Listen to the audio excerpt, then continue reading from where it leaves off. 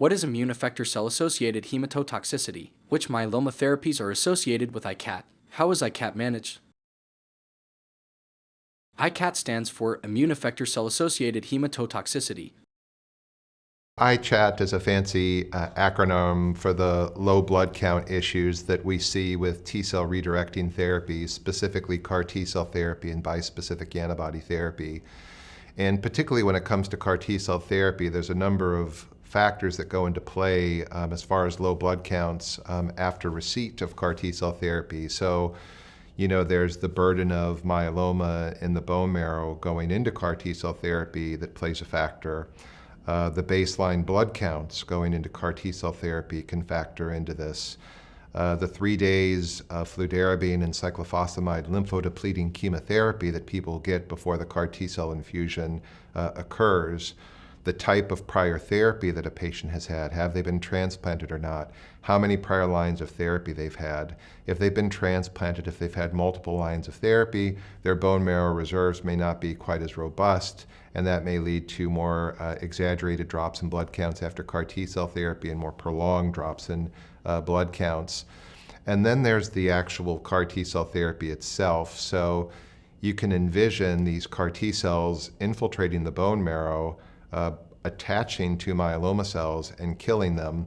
And in that context, there's a large number of what we call cytokine proteins that are liberated as a result of that immune attack on the myeloma cells.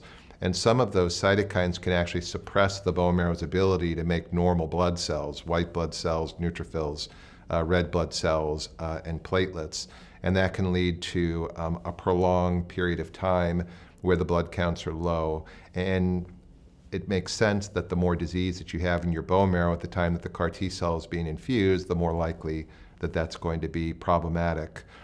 And then for patients who have more severe types of cytokine release syndrome, there's this unusual phenomenon called HLH, which is another funny acronym for an intense activation of the immune system, with the end result being that there's these funny Pac-Man-like white blood cells called macrophages that come into the bone marrow and start gobbling up normal bone marrow.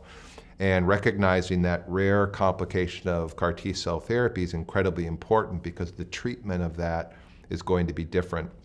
So there's now, just like for ICANS, this ICAHT has a scoring system in place where you can determine the severity of low blood counts within the first 30 days of CAR T-cell therapy and afterwards. And there's also a score that you can use to predict what the likelihood is of low blood counts and prolonged low blood counts after CAR T-cell therapy. And that's important because for folks who have more exaggerated drops in their white blood cell count, neutrophils particularly, and if that persists for a long time, they are going to be at higher risk of severe infection, and that could lead to potentially detrimental outcomes for those patients. The best practices are supportive care, so that largely revolves around blood product transfusion support. And that includes red blood cell transfusions for the anemia and platelet transfusions for the low platelet issues. Growth factor support is quite helpful. So growth factors for neutrophils, G-CSF or Neupogen or its equivalent or long-acting versions of that can help bring the neutrophil count up a bit faster.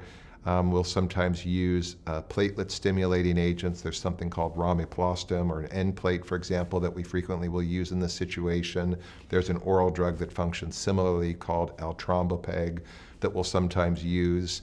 And then, in the more extreme cases, where patients have very severe drops in blood counts that persist, if they have stem cells left behind from a prior transplant, we will give them what we call a stem cell boost. And what I mean by that is we'll take those remaining stem cells out of the freezer, we'll thaw them out, and we'll infuse them back into the patients. No high-dose chemotherapy beforehand, we just give the cells. So it's a very non-toxic treatment, and that allows the bone marrow to reestablish itself much faster.